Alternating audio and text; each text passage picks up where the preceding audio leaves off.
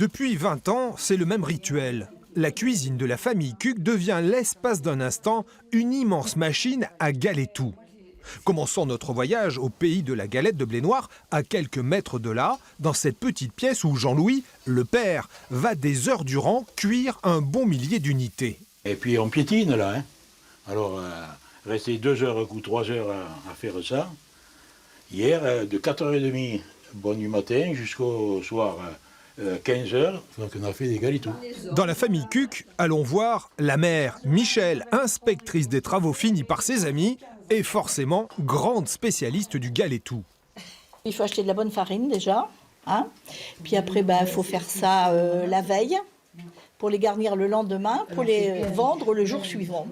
Il n'est pas question de les faire 4 jours à l'avance, voilà.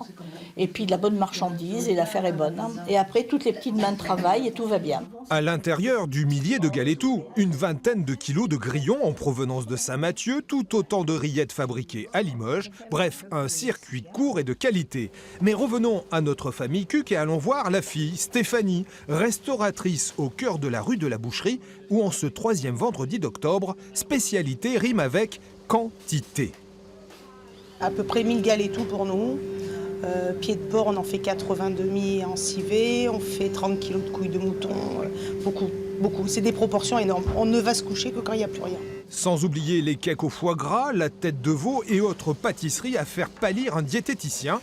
Chez les Cuc, depuis 20 ans, la frérie des petits ventres est une histoire familiale au rouage bien huilé.